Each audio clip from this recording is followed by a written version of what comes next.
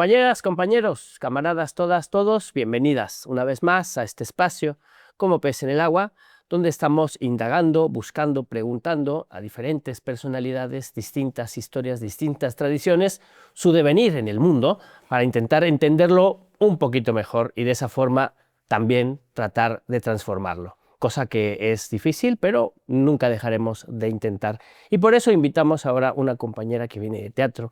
Ella es Andrea Cosset. Bienvenida, compañera. No, pues muchas gracias por la invitación y por el espacio para poder hablar un poco de teatro. Claro que sí, de teatro y de ti.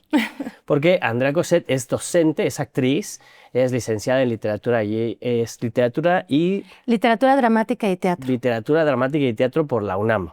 Docente, actriz y pues directora y tallerista y todo lo que se devenga de estar en este universo del teatro que es bastante complejo, ¿no? Y tienes que hacer un poquito de todo. Sí, es real, uno termina haciendo un poquito de todo, aunque realmente en lo que yo más he enfocado mi carrera ha sido en dos líneas.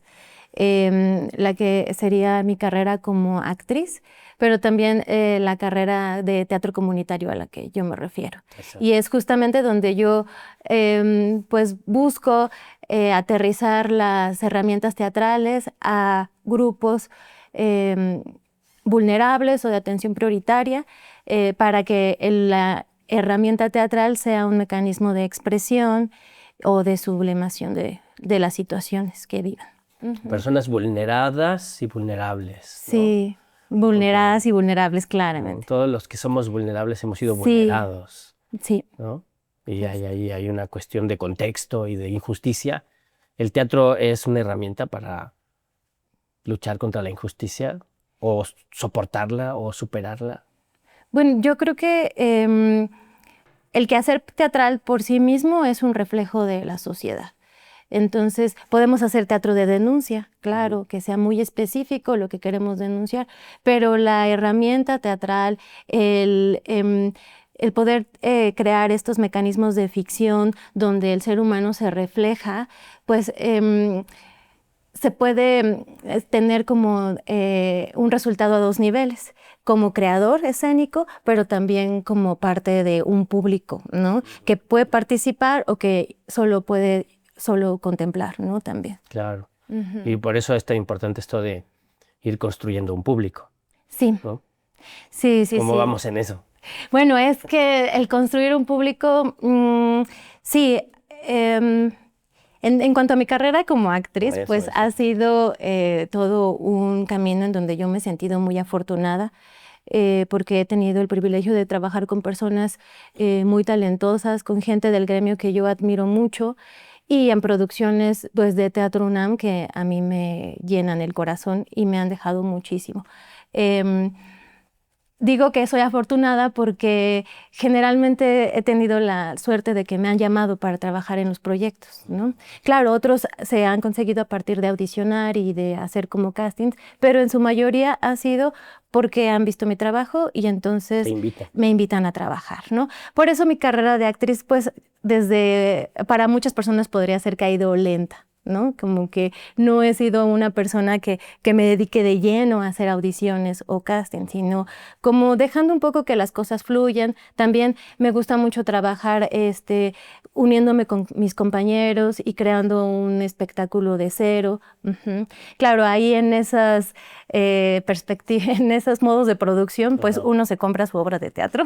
Sí, eso es de autoconsumo. Un poco, porque uno invierte mucho recurso para hacer su obra de teatro. Ya después la obra pues puede tener su propio currículum y empezar a dar como los frutos, ¿no? Claro. De ese trabajo. Pero en un principio sí, la verdad es que funciona así. Uno invierte dinero, esfuerzo y mucho tiempo. Toda la energía. Sí. Es una resistencia hacer teatro al final de cuentas. Es un trabajo de resistencia y más ante este mundo tan bombardeado ahora por lo que puede hacer imágenes con la inteligencia artificial. Sí, hasta el Papa León XIV ya sacó una encíclica para decir, ya paren esto, por favor, ¿no? Claro, sí, no hay. La verdad es que el bombardeo es fuerte, ¿no? Sí. Y ya esos términos de reconocer qué es real y qué no es real, entonces está posverdad rara, extraña que se ha creado, es pues ahí yo creo que el teatro sí entra como una resistencia muchísimo más auténtica, yo digo, que la comida orgánica. Claro. Bueno, que la comida es importantísima, orgánica o inorgánica. Exacto, hay que comer. orgánica. Y el teatro, pues hay amplios sectores, incluso justo, ¿no? Digamos que la ideología dominante puede decir el teatro no es necesario, ¿no? Sí. Y negarlo, y ocultarlo. Yo tengo una frase, últimamente la he dicho varias veces, y digo, bueno, en un ambiente como incluso de izquierda, politizado, todo mundo cita a Bertolt Brecht, pero nadie había quiere... visto sus obras. Ajá, Sí, nadie claro. quiere hacer lo que él hacía. Claro. Y es una paradoja muy rara, ¿no? Como lo citan, se reúnen, pero a la hora de decir, bueno, pues vamos a organizarnos, vamos a hacer lo que diría Augusto Boal, ¿no? Un ensayo de la realidad, cómo dramatizamos, ¿no? Y cómo no solamente lo usamos para el consumo del deleite estético, ¿no? Sino también para propiciar otras cosas, ¿no? Por algo el ser humano, pues, nos ha encantado vernos reflejados, ¿no? O sea, representarnos ha sido el vaivén de la historia, ¿no? Entonces... Hablar de nosotros, hablar de nuestras historias, Claro. también es una forma de sobrevivir en el tiempo, ¿no? Sí. Que se cuenten nuestras historias. Justo. Y el teatro es una herramienta de eso, ¿no? Digo, a diferencia de la música o la pintura, pues tiene esta particularidad de que es efímero, ¿no? Y por mucho que uno pueda ver teatro grabado, pues no es lo mismo, No, es claro. como ver algo sin alma. Sí. Es aburrido. O ir al cine. O ir al cine, No. sí. Sí, no, ya uno preferiría, no, pues si ya vas a grabar, pues que la cámara nos cuente algo, ¿no? Que ya se arme ahí. Sí. Y a Una todo edición. esto, un poco para retroceder en el tiempo, ¿tú cómo te acercas al teatro? ¿A qué edad? ¿Cómo fue que te dio la punzada de la actuación? ¿Cómo fue ese proceso para ti? ¿Cómo te acercas al teatro, al arte, a la literatura, ¿no?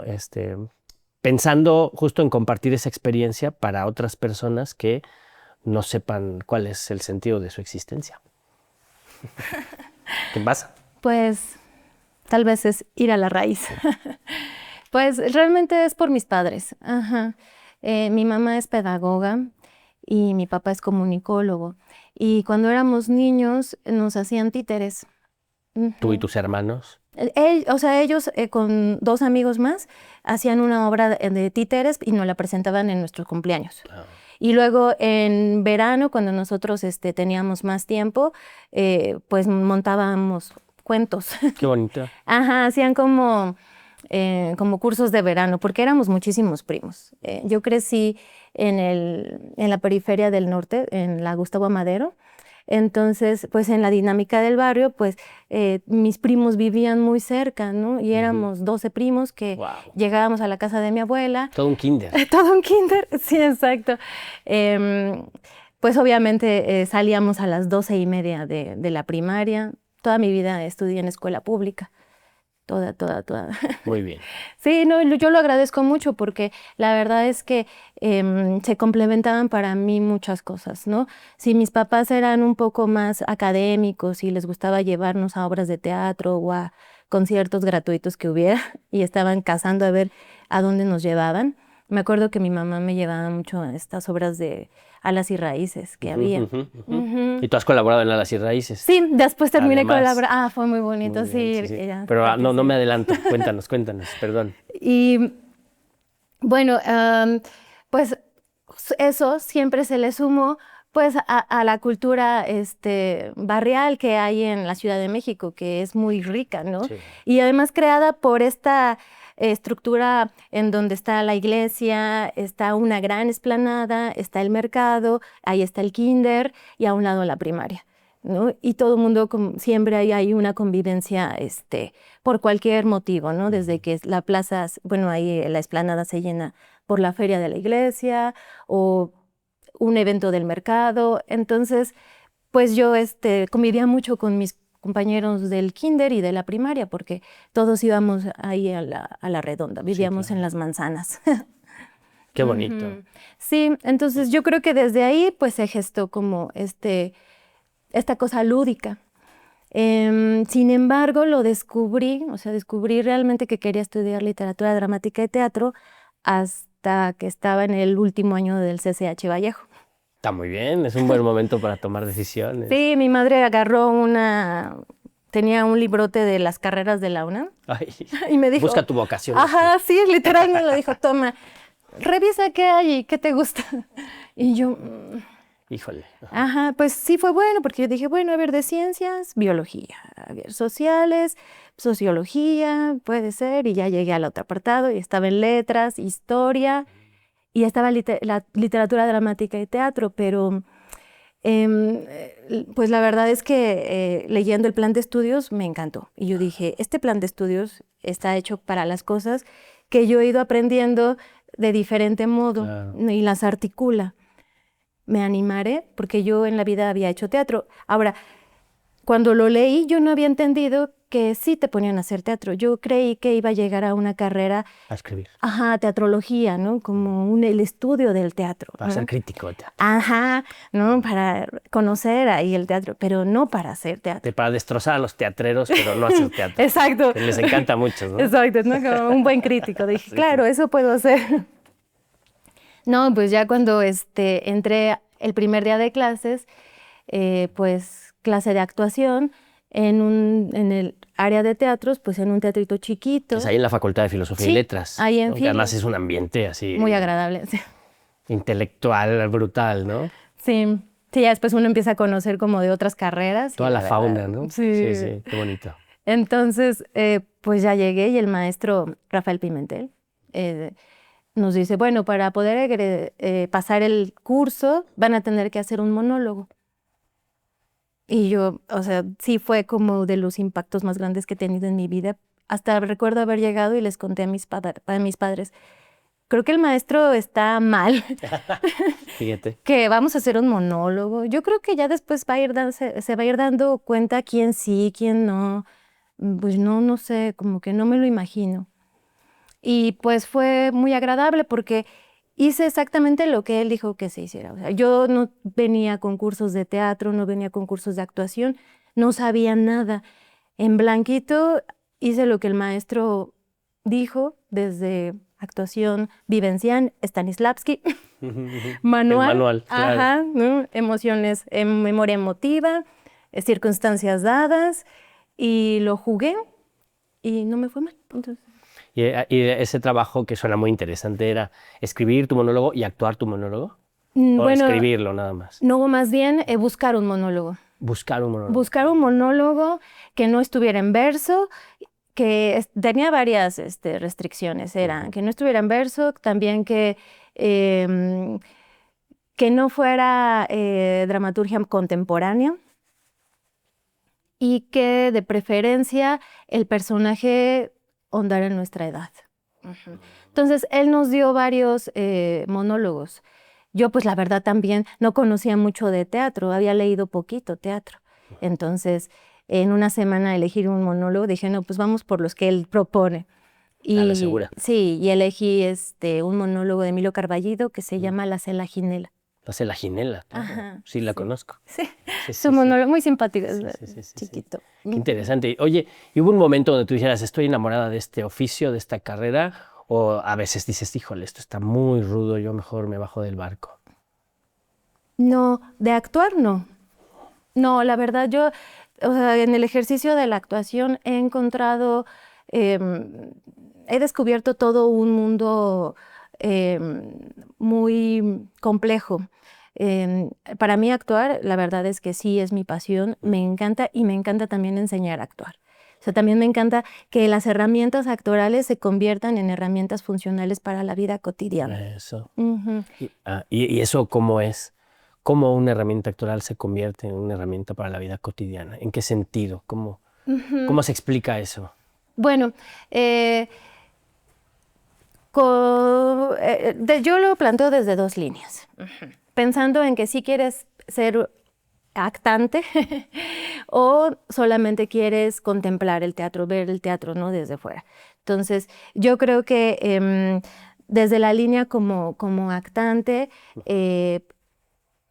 me gusta mucho explorar a partir de aterrizar como problemáticas de la vida cotidiana, llevarlas al escenario, pero de alguna manera simbólicas, no literal, ¿no? Porque sí, hoy en día está muy de moda el psicodrama.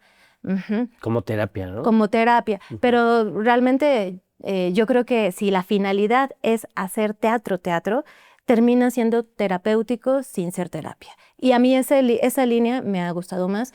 Yo he tenido como muchos, pues he reconocido cómo la gente cambia a partir de hacer teatro. Sí. Y además también a partir de presenciarlo.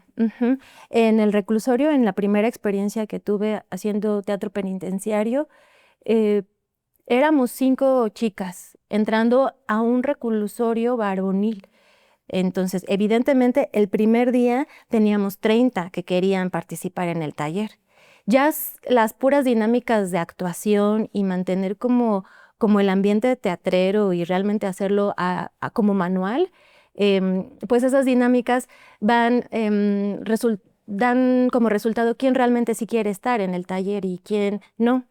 Entonces, de un grupo muy grande, pues terminó siendo un grupo pequeño, ¿no? Como de 12 personas. Pero logramos hacer un montaje y en esa experiencia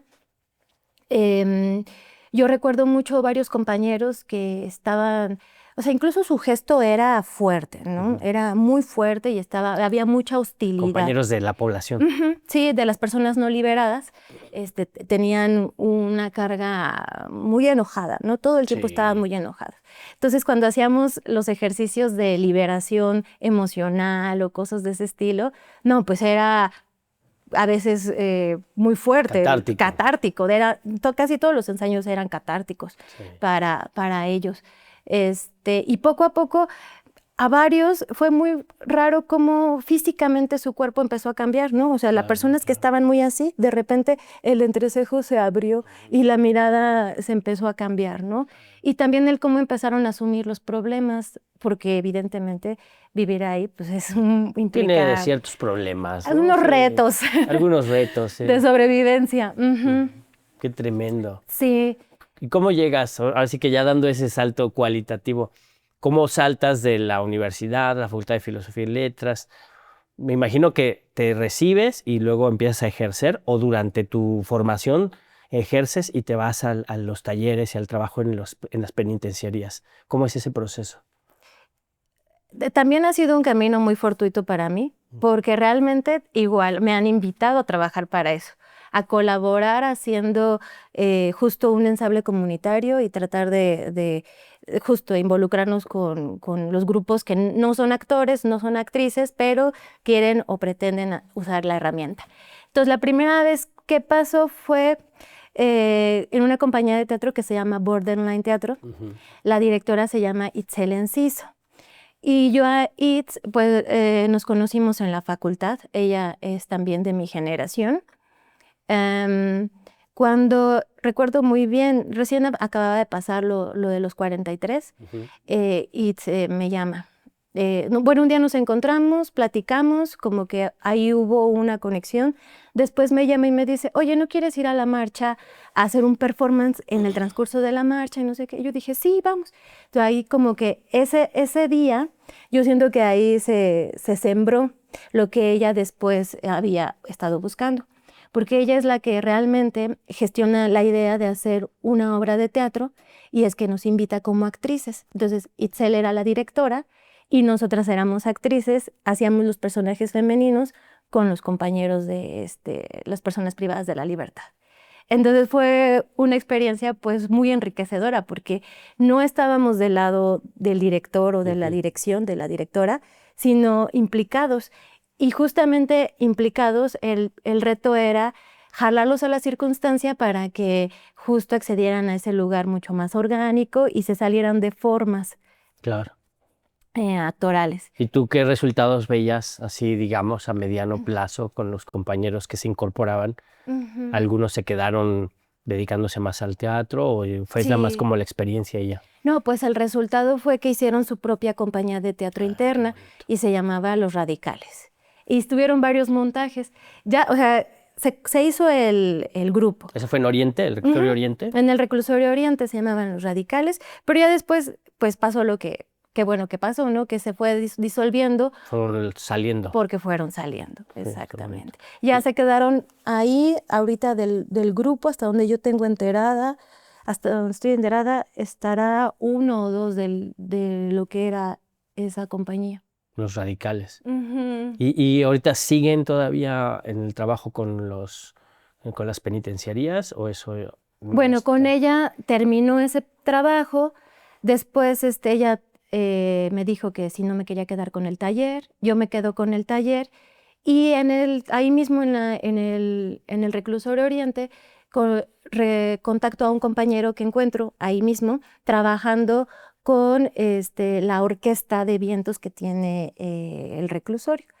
Entonces, él tiene una compañía que se llama Non Gratos Teatro. Y Marco es que me llama, oye, vamos a hacer una obra de mambo, del rey del mambo, en donde todos toquen mambo, bailen y se haga como un poco parecido a esta película del Tsut Tsut. Ujú. Ajá. Entonces me dijo, yo te necesito para que justamente hagas el trabajo de dirección de actores, pero más como sí está este coaching, ¿no? Ujú. De regidor de escena también y del trabajo con ellos para, pues sí, este vínculo entre lo estético y la comunidad. Ujú. ¿Y cómo les fue? Pues bien, logramos el proyecto, resultó. Ese proyecto fue más complejo porque Por todos los instrumentos y todo lo... sí, porque de repente pues los de la banda se peleaban con los actores, entonces había ahí disputas de dormitorios, entonces fue una más cosa complejo. compleja. O sea, problemas propios de la dinámica del reclusorio se colaban al trabajo del Sí, montaje. sí, sí, fue muy curioso ahí. Yo creo que a diferencia de la primera experiencia, siento que el hecho de que hubiera más mujeres ayudaba a que las cosas los Se se estabilizaba. estabilizaran, porque acá había mucha competencia de ego, Ujú. ¿no? ¿Y tú Entonces, eras la única mujer? sí, ¿Y tú estabas actuando o nada bueno, más dirigías? estaba Bueno, no yo, nada más, sino tú dirigías, pues. sí, estaba del lado de la dirección junto con la compañera que estaba poniendo el baile, Ujú. Daniela se Ya, llama. ya. Porque en Ujú. la obra anterior ustedes estaban en el escenario con Sí, ellos. acá ya me salí de esa Exacto. experiencia. Sí, ahí Ujú. ya es Sí. otra la relación. Y la docencia, ¿tú la combinas con esta experiencia? ¿Ejerciste ahí tu experiencia docente? ¿O ha sido un proceso que se ha llevado y por separado, si es que eso es posible? Porque eres docente ahora, Sí, también. también, sí, claro. Bueno, sí, desde el principio de que salí de la carrera, empecé a diseñar Mm, talleres para, justamente, ¿no? Como para aterrizar las herramientas. Cuando salí de la carrera, de los movimientos que más me gustaron fue el del Teatro del Oprimido, de Augusto Boal. Y una de las cosas que para mí era como muy revelador es sentir que si Paulo Freire era una persona que había alfabetizado y ayudado a esos procesos de aprendizaje, Augusto Boal lo que había hecho era como un planteamiento o una propuesta para alfabetizarnos emocionalmente. claro. Y se me hacía muy bonito. Entonces, justo con ese pretexto, hice varios talleres donde tuve oportunidad de hacerlos en Alas y Raíces, mm, después en Tlatelolco, también pude con personas liberadas, Mm. y actualmente tengo un taller de adultas mayores. ¿En dónde está el taller de adultos mayores? En una universidad se llama la Universidad de la Vida. Ujú. Muy bien. Sí, que son como, pertenecen como a la delegación, Ujú. y ahí ¿En qué alcaldía es eso? esta está en la Miguel Hidalgo. Ah, muy bien. Ujú. Sí, ahí tiene. Muy bien. ¿Y cómo es esa experiencia? Porque es una alfabetización emocional, herramientas de teatro para la vida cotidiana y con personas de más de 60 o de 60 y más, pues ahí hay una experiencia vital también, ¿no? Sí, ellas son, em, Es muy curioso porque el taller somos puras mujeres. Y ellas son increíbles, la verdad. Tienen una experiencia de vida. El hecho de que ya decidan a esa edad querer hacer teatro bien, o sea, hacer una obra y con la seriedad que implica, la verdad es que me siento yo como en el primer año de la carrera de teatro. Claro. Que todo el mundo llega, ¡ah! Y entonces pones un ejercicio y le echan todas las ganas del mundo, así como que hay los ejercicios de liberación. Entonces, claro, ellas lo hacen a sus capacidades físicas, Por supuesto. pero se entregan mucho y ha sido una experiencia. Ya llevo 3 años con ellas y el grupo ha avanzado mucho. Hemos planteado también pues muchos problemas que salen por el hecho de convivir y querer hacer teatro, ¿no? Temas desde las perspectivas de ellas, por ejemplo, sobre el feminismo, Claro, ¿no? sí. Sobre las lecturas que hay acerca de la situación del país, y sale mucho también el tema sobre lo que se consume en televisión. Claro. ¿Qué opinión hay? ¿Qué has visto ahí del...? Sí, pues es muy controversial, muy controversial, porque pues la escuela de adultos mayores obviamente traen una tradición de estos canales que nos han pues vendido muchas falsas noticias. Se nos ¿no? han impuesto. Que se nos han impuesto. Las televisoras se han impuesto Sí. a partir del poder económico, ¿no? Sí, entonces es fuerte. Nadie se ¿no? salva. No se salvan. Bueno, pero también uno se descubre que también hay mecanismos, ¿no? Porque si varias, por ejemplo, les gustan las telenovelas coreanas. Entonces es muy loco cómo sí puedes acceder a telenovelas coreanas, pero el otro tipo de contenido pues está más restringido, ¿no? Los algoritmos. Entonces hablamos mucho de ese tipo de cosas, sale en el tema, más cuando es la pastorela. Ajá. Cuando hacemos la pastorela es cuando más... ¿Qué temas surgen cuando haces la pastorela? Pues yo trato de polemizar un poco las creencias, porque ellas siempre quieren hacer la pastorela y a mí me encanta, pero pues la pastorela es un tono cómico, ¿no? Es un tono cómico en donde si lo pensamos de una manera en que se adapta al hoy en día, bueno, pues si juguemos realmente qué es lo que realmente sería un demonio, ¿no? Exacto. Y qué es lo que realmente... Elon Musk sería el demonio, ¿no? O Epstein sería el demonio, ¿no? Exacto, ¿no? Las grandes empresas. Entonces, sí hubo una pastorela que hicimos donde el objetivo de los diablos era privatizar la imagen del niño Dios. Sí, claro. Y seguro es real. Seguro es real. ya Sí. tienes que pagar, ¿no? Así es, para rezar. Y sí. Sí, entonces, pues se vuelve chistoso, pero también es reflexivo en tanto. Claro. Y hay quien dice, no, eso no se hace. Hay alumnas que te digan, tienes que respetar el guión. No, porque... la tradición. O sea, sí les explico, miren, o sea, evidentemente si nosotros hacemos la primera pastorela que tenga, pues está adaptada al tiempo cuando fue escrita, que es el siglo XVI. Exacto, ¿no? en la colonia y tenía un objetivo, ¿no? Y nadie la va a entender ahora. No, pues hay muchos, bueno, uno que otro chiste, ¿no? Podemos adaptarlo.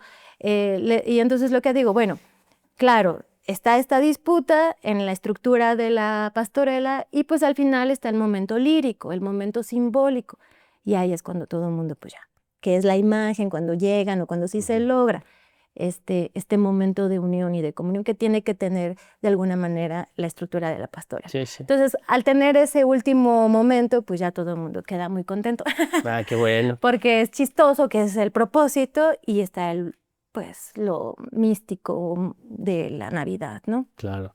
Y esta parte, el teatro del oprimido, ¿no? Que es una visión crítica, ¿no? Así, si Freire decía, lo otro a la pedagogía de la liberación es la pedagogía bancaria, Claro. ¿no? que domestica, ¿no? Que te hace ser un ser subordinado, ¿no?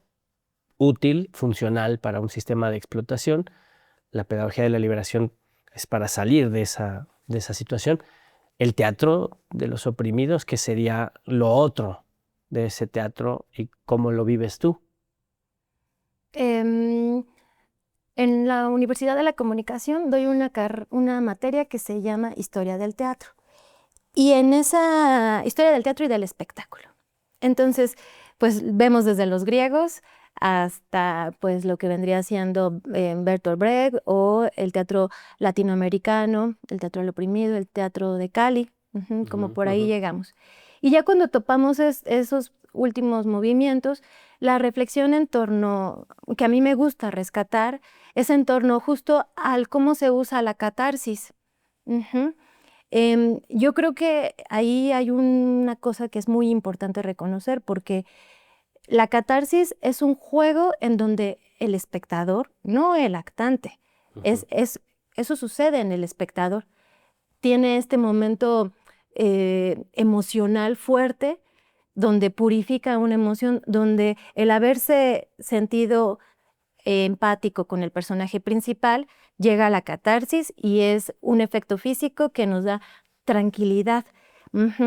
Para Bertolt Brecht, para Augusto Boal, pues ese efecto justamente adormecía, ¿no? Adormecía a la gente en tanto su situación, ¿no? Como ese pulso de indignación se tranquiliza, se purifica. Ajá. Y tiene sentido, pues la tragedia griega en parte tenía un fin muy concreto, Claro, porque hablaba de los dioses, ¿no? O sea, tenía un fin concreto de cómo mantener controlada a la sociedad. Entonces, les planteo a mis alumnos, la cuestión es que cuando uno va al teatro, sabe que es una ficción. Desde que decide comprar el boleto, sabes que es una ficción, no es verdad. Nadie te dice, ay, así andas por la vida, ¿no? Pues no, es una ficción. La cuestión es cuando esas herramientas se salen de esos espacios y no nos plantean que es una ficción, que desde mi parecer, bueno, no desde mi parecer, correspondiendo también a lo que dice Jorge Dubati, el periodista, el político, el cura o el sacerdote performan. el docente. El docente, claro, sí, y puede jugar ahora el coach, ¿no? Sí, claro, El terapeuta y el coach. Terapeuta, ¿no? Y coach. Pueden jugar justo con ese manejo de la catarsis y volver a llevar a alguien a un estado catártico.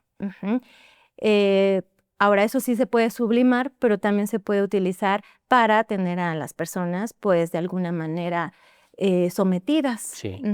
Yo creo que en donde más se ve reflejado es justamente en estas dinámicas de coaching, en donde, o de superación personal, en donde la gente, cuando le es cuestionada enfrente de toda una gran audiencia, pues la gente la llevan a un estado en donde se vulnera.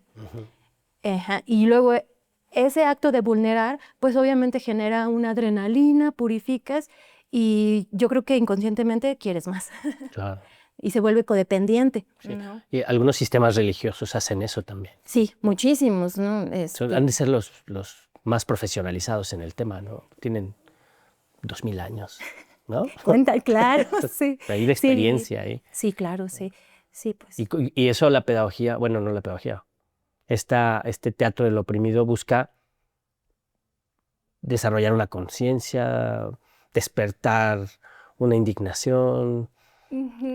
O tú decías esto de hacer una alfabetización emocional. Sí, principalmente lo que hace Augusto Boal es cambiar los dispositivos escénicos teatrales. Entonces, de tener como una obra de teatro y tú solamente contemplarla y verla a la italiana, bueno, ahora hay un rompimiento y se vuelve un teatro foro. ¿Cómo se resuelve esto? ¿No? O incluso si te quieres subir a hacerlo, está bien, ¿no? También tiene otros mecanismos en donde hace teatro invisible, ¿no? Está la gente para despertar como la conciencia, ¿no? Bueno, ¿qué haces? ¿Demandas? ¿No demandas? ¿Cómo se resuelve esto? Sí. Entonces, él crea diferentes mecanismos donde en la estructura rompe con la catarsis. No son obras catárticas lo que plantea, ¿no? Son obras donde uno reflexione y se salga cuestionando justamente la problemática que se plantea. Claro. Él le llamaba por eso el ensayo de la realidad. Generar un ensayo. Ensayo de la realidad. Sí, eso Es una herramienta incluso para la formación, hay que considerarlo para la formación política, ¿no? Sí, yo Porque también justo, creo. Ajá, o sea, sí. si no hay este proceso reflexivo profundo, y uno se queda mucho en lo superficial, ¿no? Claro. En los Ujú. conceptos. Sí, sí, claro, y aquí más bien ya se aterriza justo a problemáticas, a dilemas. ¿Cómo se resuelve este dilema? ¿Cómo se llega a un acuerdo? Ujú, Exacto. ujú. Para resolución de conflictos, ¿tú lo has visto que se aplica o algo así? Sí. Resolución no violenta de conflictos, ¿no? Exacto, sí, Sí. no, sí se puede plantear. Se puede plantear desde un camino abstracto hasta ya un camino muy concreto de, bueno, a ver, vamos a representarnos aquí y vamos a hacer el ejercicio, ¿no? Claro. Ujú. Qué interesante. Pero también has trabajado con niños. Has hecho teatro para niñas y niños. Ah, sí. Y una de esas es Los niños también lloran, si no mal recuerdo, ¿no? Platícanos de esa faceta, por favor. Ahí pues fue muy bella. Eh, Hombre Bala Producciones. Ujú. Es un proyecto de un compañero que se llama Yuri Nieves y se unió con dos amigas cabareteras que se llama Erika Islas y Julia Arnaut. Entonces me invitan a participar para justo hacer un niño. Entonces fue muy lindo la experiencia. La obra habla sobre pues justo Yuri Nieves con la propuesta, él decía, es como cabaret para niños, porque Mm, estamos planteando las problemáticas de los niños y llevándolos como a un tono de revista. Entonces era un circo de freaks órale. en donde se presentaba a un niño que llora, porque los niños no lloran, ¿no? Pero se presentaba justo en ese tono en donde el presentador era con una actitud muy buller, molestando al niño, el niño muy tranquilo todo el tiempo, y al final de la obra lo que termina pasando es que devela el presentador del circo el bullying que sufrió de niño y cómo él ahora lo lleva, ¿no? ¿Lo reproduce? Lo reproduce. Todo porque nunca lo dejaban también llorar de niño. Sí, claro. Entonces, Pasa. pasa mucho, Sí. todavía está pues muy estereotipadas las lágrimas en la infancia. Ujú. Y en la masculinidad, ¿no? También. Muchísimo más. Ujú, sí, no. Em, Todavía esta tendencia a, pues mejor me enojo, ¿no? Antes que me vean llorando. Exacto. Pego, Ajá, sí, grito, pego, sí. pataleo. Pero no lloro porque si lloro me pegan luego. O Sí, sea, sí pasa, ¿no? sí, claro. Sí, entonces, pues estaba muy bien la obra porque justo en el grupo, pues reconocíamos esa violencia sistémica hacia los niños varones, ¿no? Que em, cómo queremos que de grandes se comporten sensibles, eh, que reconozcan el patriarcado, cómo no les conviene para nada, ¿no? Cómo pues los coloca en una posición de mucha desventaja, ¿no? Exacto. También De mucho dolor. de mucho dolor, ajá, ¿no? De mucha, pues, cuestiones que se ven reflejadas después en una dialéctica que no se rompe, ¿no? Porque entonces, si yo al principio fui de alguna manera oprimido, voy ahora a hacer lo mismo con la nueva generación que me toca criar. Entonces, sí, la obra fue muy linda, tuvo mucho reconocimiento, pero pues tuvo que llegar a su fin. Sí, y Sí. había otra, ¿no? Ya después con Yuri Nieves también hice Mi robot Mi interior. robot Ujú. interior. Ahí ya nada más actuábamos él y yo. Y bueno, la propuesta de la obra justo era impulsar pues la salud es porque previamente te cuidas, no nada Mm. más hasta que ya tienes un problema, ¿no? Entonces, desde la salud preventiva era la cuestión. ¿Y por qué un robot interior? Ajá, porque entonces lo planteábamos como circuitos que tenían que estar muy bien, ¿no? Mm. Tenían que cuidar el robot interior, era una maquinaria perfecta. Ajá. Entonces explicábamos cómo esa maquinaria perfecta ataca a los virus, ajá, y qué es lo que le ayuda a que combata a los virus. Claro, acaba de pasar la pandemia. Sí, sí. ¿Acababa de pasar o estaba? Sí, ¿no? Sí. Traíamos Los acaba de cubrebocas. pasar, sí. Ya. ¿Y en dónde montaron eso? ¿Cómo? La de Mi robot interior le estuvimos en el Teatro Bar El Vicio. Ujú. Hubo un tiempo en que tenía los sábados, me parece a mediodía, en una cartelera para teatro para niños. Sí, sí, sí. Ahí nos presentamos y en la teatrería, ahí en la Roma. Muy bien. Oye, ¿ahorita qué estás haciendo? ¿Qué proyectos tienes? ¿A qué nos vas a invitar? ¿Dónde Pues, te podemos ver? ¿dónde me pueden? Acabo de terminar una temporada de teatro justo en el Círculo Teatral. Se llama La mirada ahí donde duele. Es una adaptación a un cuento de José Agustín. Pues es justo una obra el cuento es la parranda de dos hermanos. Entonces en la obra lo que se ve justo es la parranda de dos hermanos y de cómo estas dinámicas patriarcales muy creadas en los 80s con derivados de la guerra sucia, ¿no? Sí. Por cómo se relacionaban con los judiciales. Pues bueno, la historia no termina muy alegre, pero Pues es ahí donde duele, ¿no? pero justo plantea ese México crudo que se vivieron en los 80s después de la guerra sucia. La obra es muy buena, terminó y ahorita pues estamos buscando justamente volverla a encontrar otro espacio. Para esa obra. Para esa obra. Y paralelamente estoy con un grupo, con grupos chicos, estamos gestando otra obra de teatro que yo espero que para octubre ahí esté dando ya sus primeros pasos. Pues los invitas. Sí, claro que sí, con mucho gusto. Nos avisas para que nos vengas a platicar Sí, sobre... de las dos, ¿no? Y vas a seguir haciendo trabajo con las personas vulneradas en las penitenciarías. ¿Eso sí. va a continuar? Bueno, es que la historia ahí fue como larga porque ya después empecé a trabajar con personas liberadas. Igual gracias a Non Gratos Teatro, también pude unir dos grupos. Hicimos dos obras en San Ildefonso donde eran personas en tránsito que estaban migrando y personas privadas de la libertad. Entonces hicimos dos proyectos juntos. Tuvo también muy buen reconocimiento.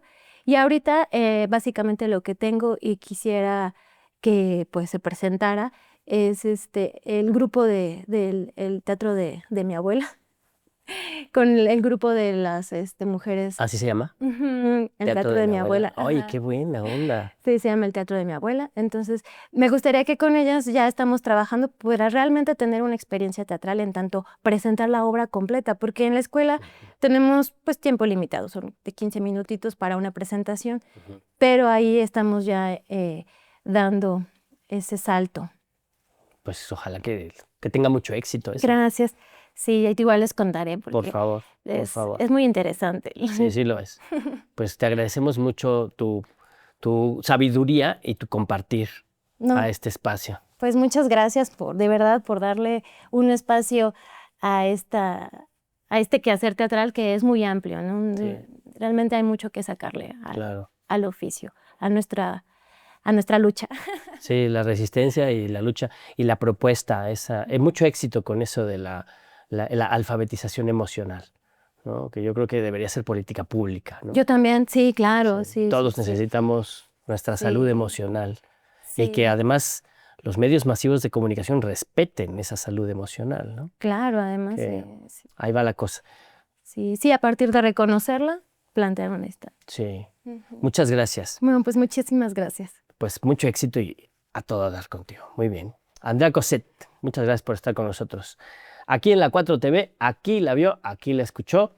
Comparte el enlace, por favor, converse lo que vio aquí, lo que escuchó aquí, platíquelo con sus amigas, con sus amigos, con la familia, después de la chelita, después del partido, después de lo que haga los fines de semana. Siéntese a ver la 4TV, vea las noticias, vea las mesas de opinión y discuta con sus amigas y amigos para ir cada vez haciendo esta conversación mucho más profunda, mucho más colectiva y por lo tanto mucho más transformadora. Recuerde siempre desarrollar esa capacidad de indignarse por la injusticia cometida en contra de cualquier persona en cualquier parte del mundo, porque eso nos va haciendo más humanos cada vez. Hasta luego.